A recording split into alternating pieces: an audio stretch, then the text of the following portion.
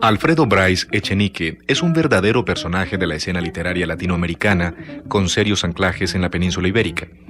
De este controversial escritor peruano, frecuente invitado a nuestro programa, estos relatos, en los cuales fusiona geografías, humor y nostalgias.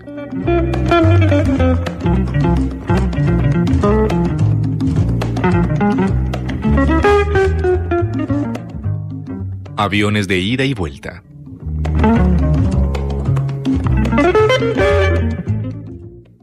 Y pasaron 2 años de aquel regreso al Perú, al cabo de casi 7 lustros de ausencia. Todo lo calculé con bastante detalle a partir del día de julio de 1995 en que en el norteño balneario de Pimentel tomé la decisión de volver a mi país. Desde aquel momento prácticamente todo lo que hice estuvo en función de aquella decisión, y aunque viví momentos de cierta impaciencia, los 3 años y medio que tardé en alzar con bultos y patates y aterrizar en Lima transcurrieron de acuerdo a un detallado plan que me tuvo trabajando en lugares tan distintos como New Haven, Las Palmas de Gran Canaria, Montpellier, Formentor y Palma de Mallorca. Y la víspera de mi partida se concretó la venta del departamento madrileño en que viví mis últimos 10 años en Europa. No olvido aquel día de notarios y bancos y el controlado desastre de una mudanza perfecta.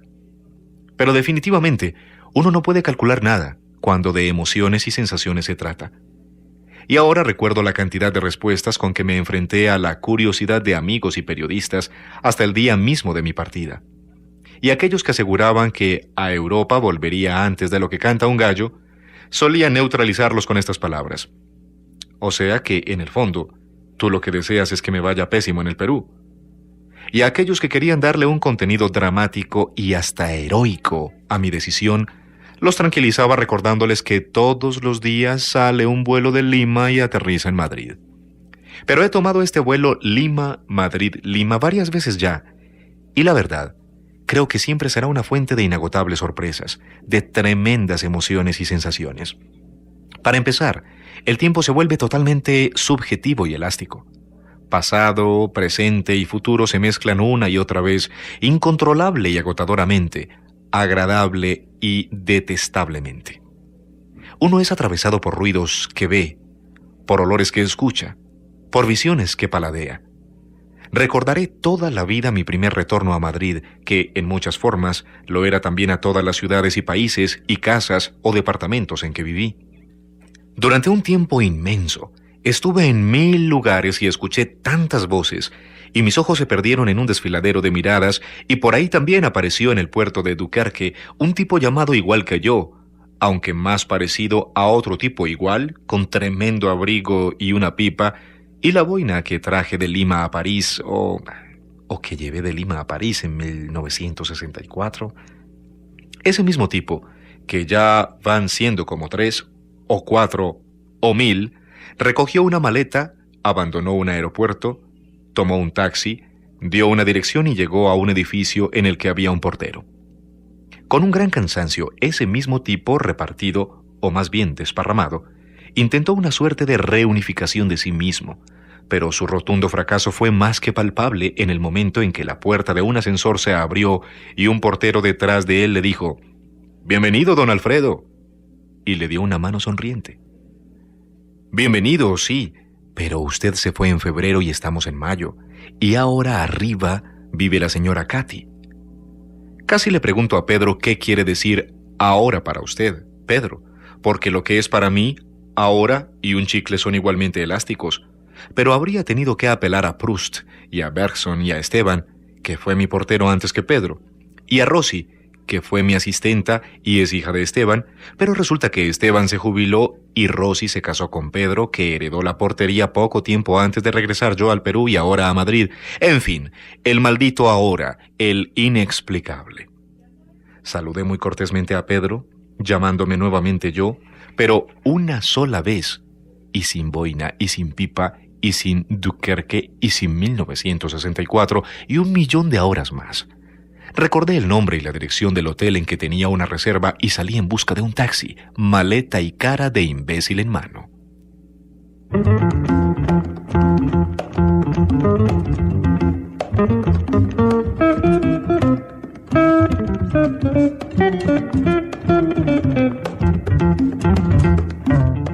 Y ese día, lo juro, me fui realmente de Madrid, de España, de Europa. Ese día, ese ahora, viví la tristeza terrible de una partida que había tenido lugar 3 meses atrás. Ese atardecer que además transcurría en un hotel en el que me había alojado alguna vez, en algún ahora objetivamente anterior, probablemente cuando vivía en Barcelona y viajé para algo a Madrid. Ahora, tiempo cronológico y objetivo. Ahora, tiempo íntimo y subjetivo.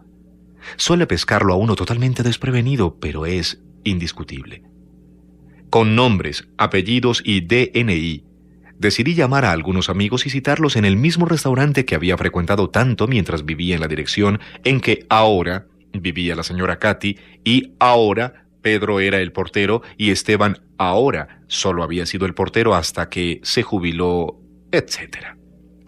1 hora más tarde, los amigos comentaban que el peruano sí que tenía manías, que toda la vida el mismo restaurante, que cualquiera que recién baja de un avión anda cansado y cita a los amigos en su hotel, pero que el peruano dale que dale conseguirlo citando a uno en el mismo lugar de siempre, y que el peruano parecía el mexicano ese de la ranchera, el que está siempre en la misma ciudad y entre la misma gente y en el lugar de siempre. Me llamo el peruano. Tengo manías y parezco el mexicano ese, le dije a Juanito, el mozo que me atendió 1.000.000 de veces y esta, y lo vi con pelo y ya calvo. ¿Qué tal por la tierra?, me saludó Juanito. Elástico, Juanito, le dije, como un chicle, como una goma de mascar. ¿Y es verano o invierno? Esa es una pregunta a la que los peruanos nunca hemos sabido responder, y menos los limeños como yo. Juanito nos dejó el menú sobre la mesa y se retiró como quien no quiere meterse en profundidades. Pero hay 1 hora en que los restaurantes cierran. Uno está agotado y los amigos empiezan a cansarse. Solo los hoteles permanecen abiertos siempre, ahora y siempre. Y ya solo nos queda el sueño, esa inmensa posibilidad. Como aviones de ida y vuelta.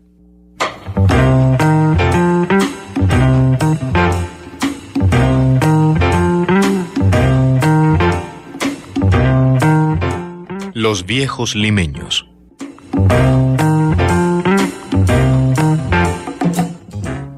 La Lima de hoy es mucho menos alegre y viva, mucho menos humana y habitable que la que dejé hace 3 largas décadas. Tal vez los ojos habituados no perciban la magnitud de las transformaciones, pero los míos, que son los de un hombre que algún día se puso el mundo por montera y como un personaje cualquiera de Cavafis se liberó y se fue, no salen aún del doloroso asombro y la zozobra total del retorno. Los 20 años de su tango son muchos, muchísimos años, créame, señor Gardel, que una cosa es con guitarra y otra con cajón.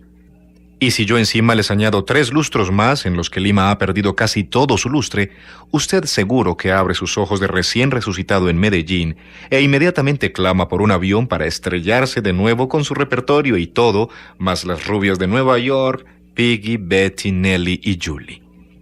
La gente le explica a uno que ahora Lima es chicha, y se sigue de largo.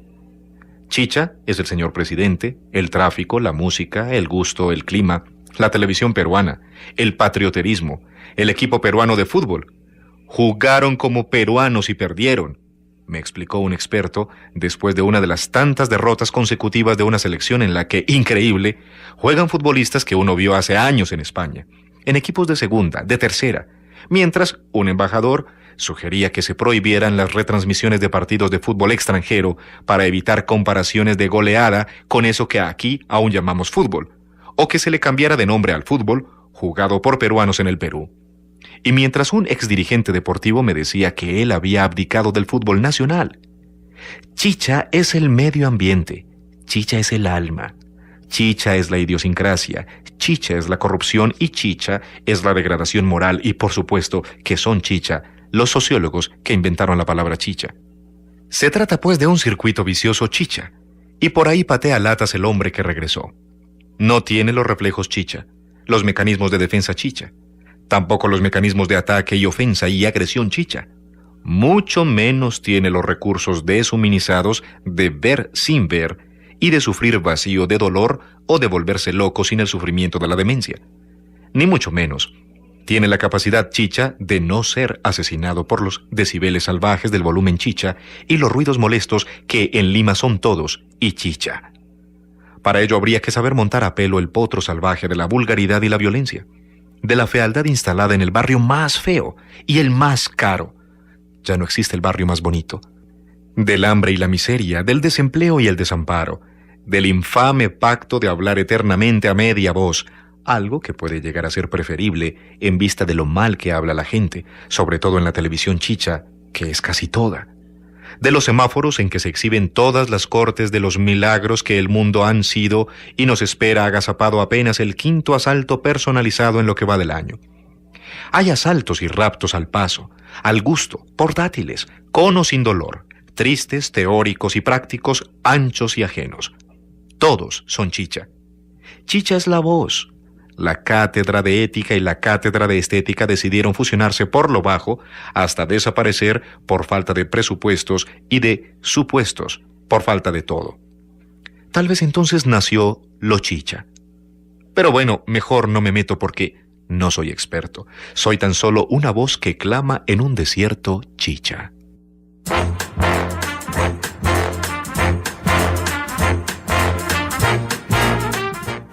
Darle vueltas a un círculo hasta que se convierte en vicioso. Antes no era así y yo recuerdo mi visita a Lima en 1989. Íbamos en una camioneta Land Rover de la ONG DESCO, el socio, Raúl Guerrero, el poeta hermano, Valo Sánchez León, y mi ex, Pilar de Vega, en su primera visita al Perú. Habíamos paseado barriadas desde el Agustino hasta los barracones del Callao. Sí, habíamos paseado barriadas o villas mísera o conventillos, y no pueblos jóvenes. El pacto fame de hablar en voz alta y llamar a las cosas por su verdadero nombre.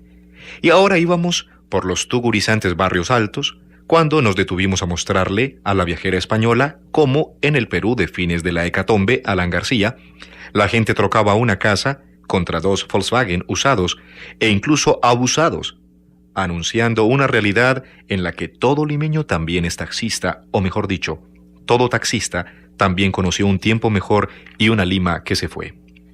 Breve paréntesis. Yo no sé si este dato es chicha o no, pero Lima es la única ciudad del mundo en que los taxistas persiguen a los transeúntes hasta el mismo interior de su casa a ver si cambian de idea y de itinerario. Uno camina seguido por unas bocinitas chicha, diría yo, no sé si bien o mal. Chichamente en todo caso. Mira, Pilar, le explicaban los expertos a la viajera española y le señalaban la fachada de una casa ya llevada por el viento, en cuya fachada habían escrito a tizazos lo del trueque Tolls Volkswagen Casa.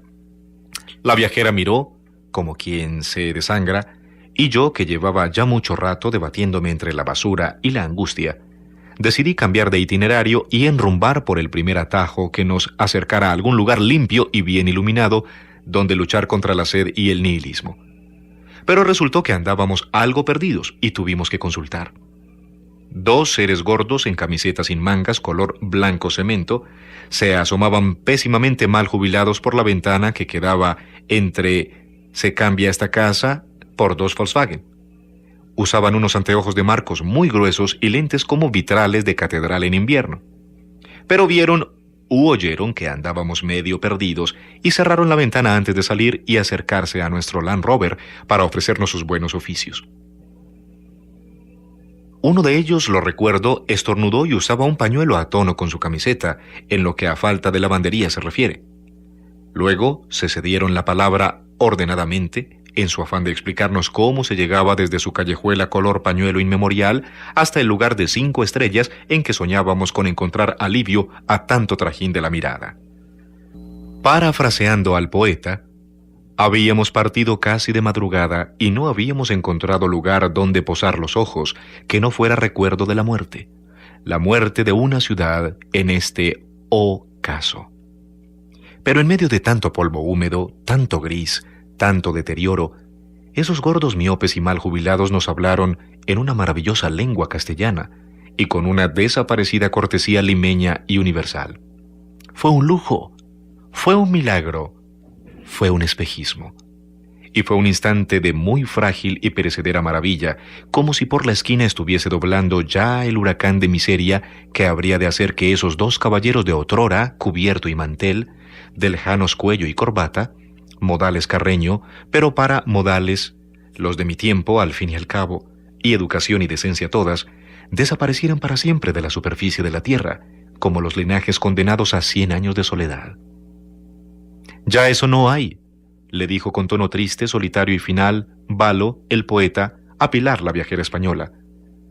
«Viejos limeños», enfatizó Raúl Guerrero, el socio, agregando. «Vástagos, jubilados de una estirpe en vías de rápida extinción, deberías aprovechar para tomarles una foto antes de que se acaben». En estos albores del siglo XXI, en que he regresado a Lima, a veces pienso que, cual Diógenes, con su linterna, yo debería caminar con una pancarta que dijera: «Busco viejos limeños». Lo malo, claro, es que muy probablemente me robarían la pancarta. Pasan los meses, pasan los años y los siglos, a veces uno se impacienta, y hasta el día de hoy tan solo he encontrado a 2 viejos limeños desde que regresé. De raza negra los dos, y en muy distintas circunstancias de caballerosidad y gracia, y en escenas tan divertidas como entrañables. Al primero lo cerré con mi automóvil entrando a la avenida Javier Prado Este, y me estaba gesticulando mentamadreramente, y cual educado loco con sordina, eso sí, desde su camioneta llevada por el viento, cuando me reconoció. Y reconocerme y saludarme por la ventana fueron una y la misma cosa. «El escritor internacional, la eminencia nacional», gritó aquel negro de consuetudinaria edad, produciéndome ipso facto esa depresiva tristeza, ese daño oscuro que produce verse convertido en una suerte de poeta oficial al que todo el mundo saluda por la calle, según los versos inolvidables de rabia y dureza del mexicano Eduardo Lizalde. Contrafrase como estas, créanme, no hay Prozac que valga.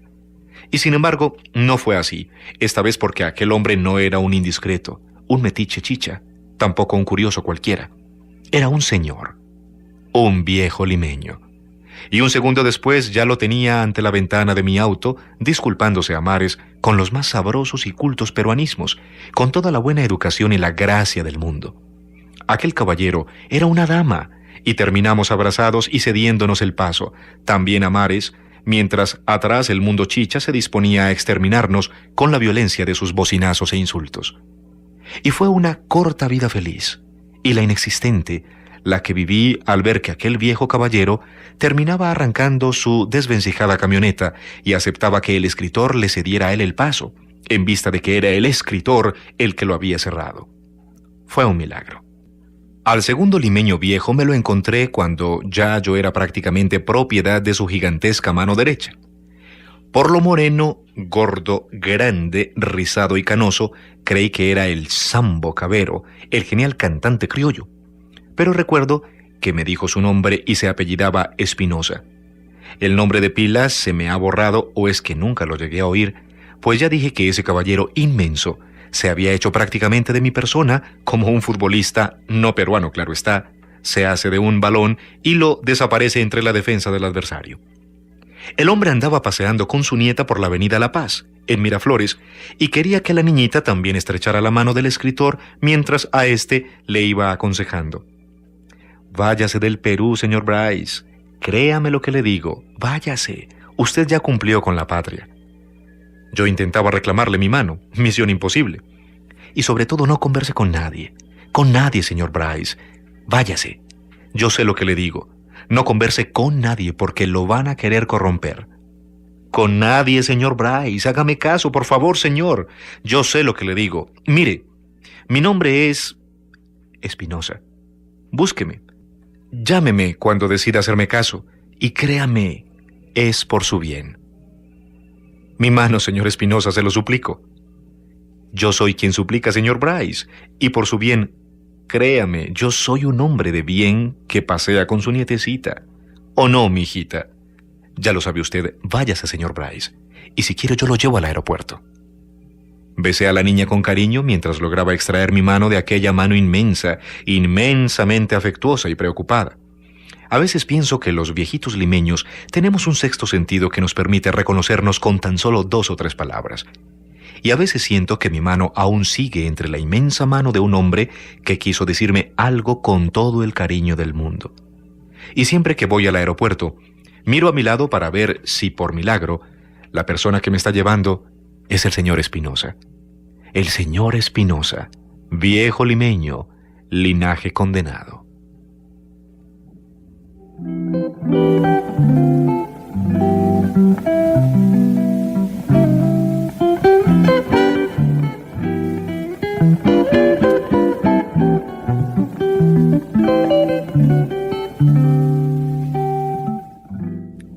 El amor absolutamente melancólico.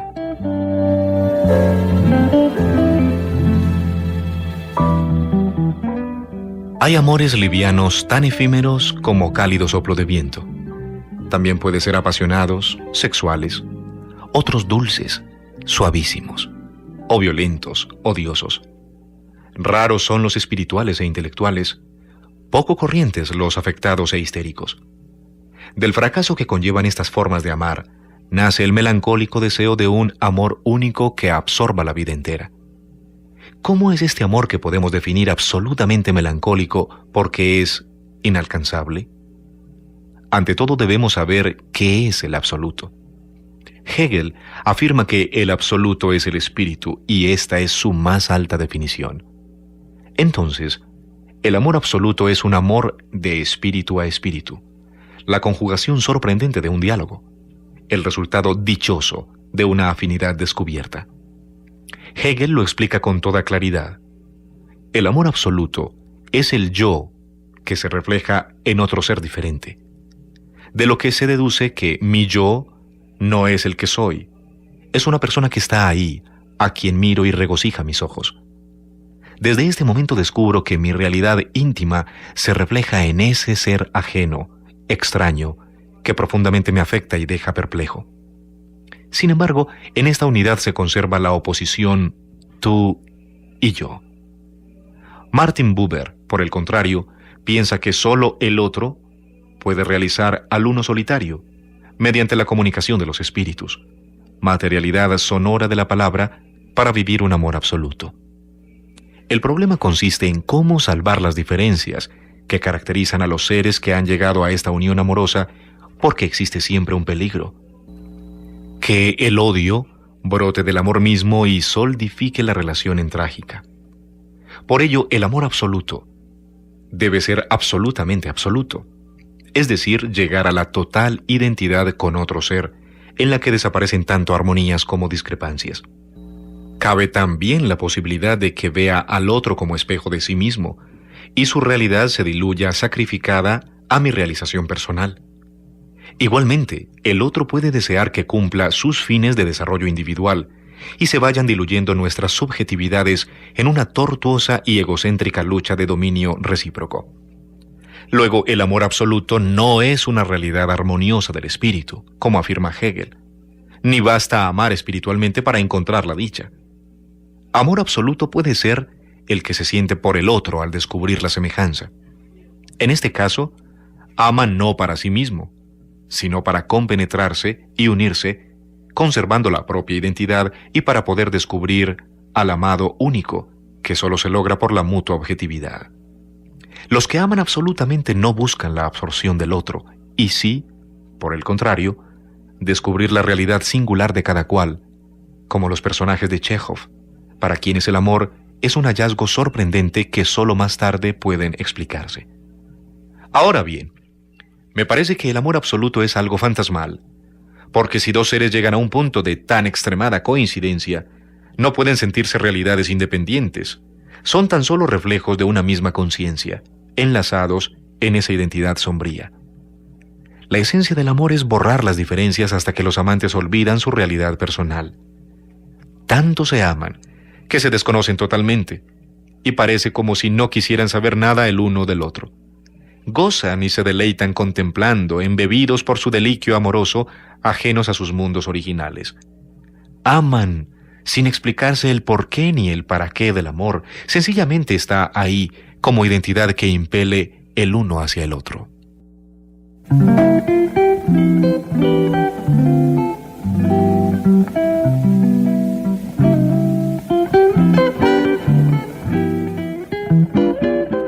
amor absoluto se revela como prisión recíproca de los amantes para crear un todo de sí mismos, ese único platónico que ignora a los otros seres y en el que desaparece un mundo real.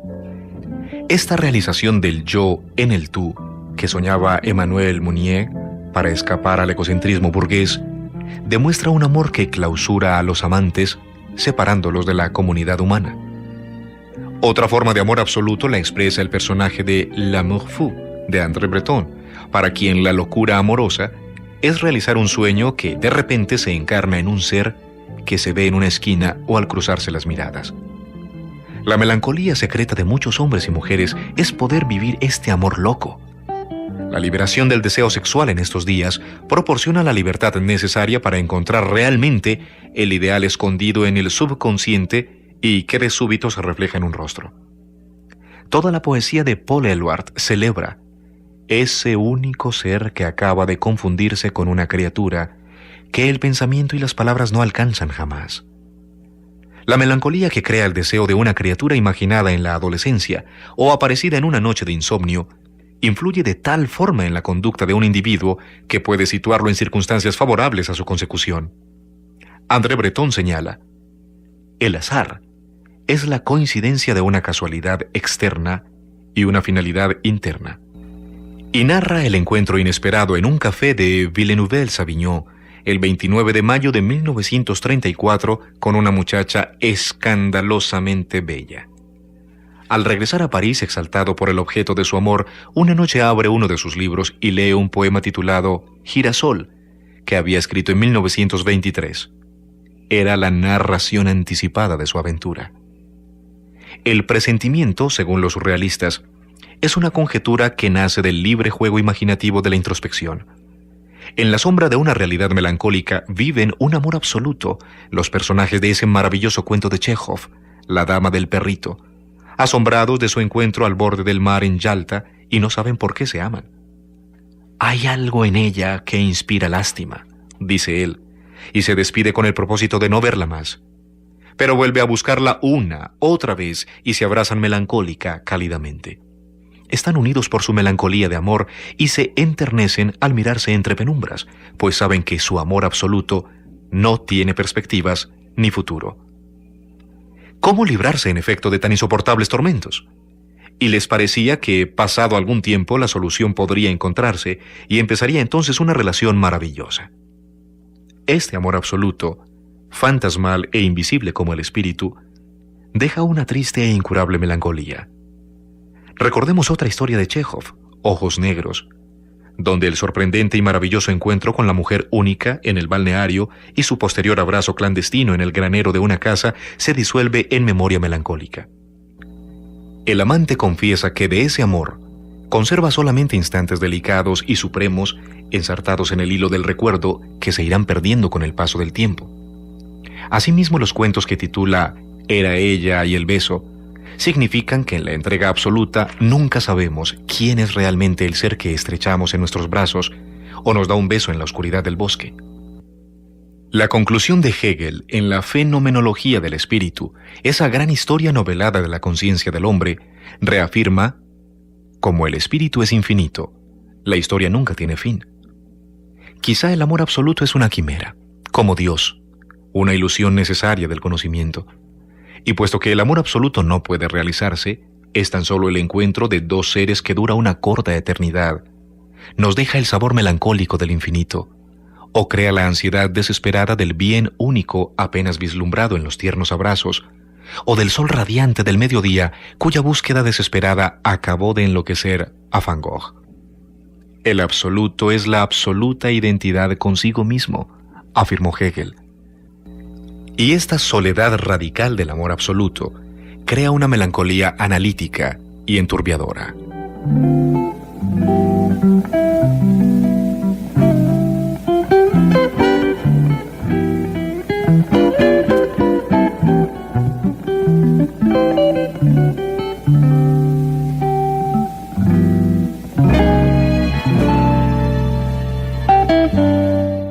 En Literatura para Oír les hemos presentado 3 relatos de Alfredo Bryce Echenique: Aviones de ida y vuelta, Los limeños viejos y El amor absolutamente melancólico.